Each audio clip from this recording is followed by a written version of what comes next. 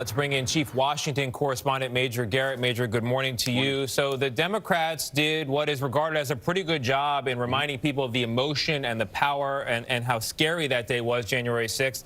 But they still need 11 more votes to move into their column if they want to get to a conviction. How are they going to go about doing that? Well, they're going to say that what happened on January 6th was not an isolated incident, that it was the culmination of a campaign that sought to undermine the Constitution, undermine support in our country for institutions, and support for a free and fair election. And that, they will say, is a high crime and a misdemeanor. And if it isn't, then there can be no rational definition for this country going forward as to what is a high crime and misdemeanor. Because they will argue, if you're as President of the United States, the most powerful position politically in our country, and you wage a months-long campaign to undermine faith and confidence in a free and fair election, and then when a riot storms the Capitol and you do nothing to stop it, how else could that not be a high crime and misdemeanor? And they will ask Republicans to dig into their conscience and ask that question and try to come up with an answer different than the one we saw yesterday. Do you expect the president's lawyers to engage directly with that challenging concept? The president brought up the fact that the election was, in his words, fraudulent, stolen. People went to the Capitol in his name, wearing his name on the hats, with his name on the flags. Are they going to engage directly with that complicated legal matter?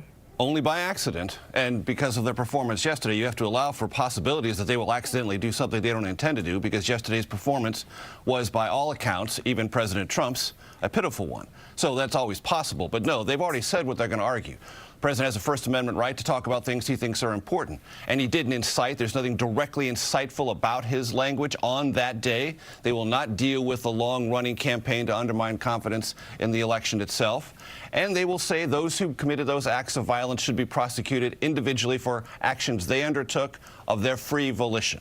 And they'll pretty much leave it at that. And also say, oh, yes, by the way, the Constitution, the way we read it at least, doesn't allow you to impeach someone who's no longer in office. The House managers yesterday made a very compelling case that the Constitution does.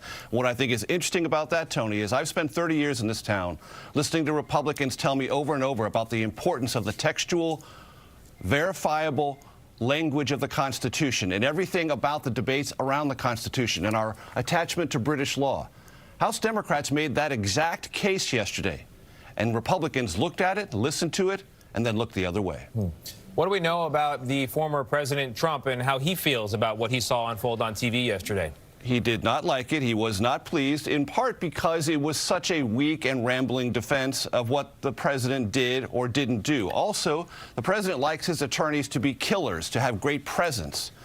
Those were not killers on the Senate floor. They didn't have great presence, and they barely made an argument. Yeah, I can imagine the president not being happy that one of his lawyers acknowledged that the House presentation was pretty good. Major, not only that, but that the country made the decision and he didn't win the election. And oh, by the way, he might be prosecuted someday. Not exactly what you want your defense counsel to bring up before the United States Senate. No, he may have needed a good long walk after watching that. Major Garrett, thank you very much. Sure.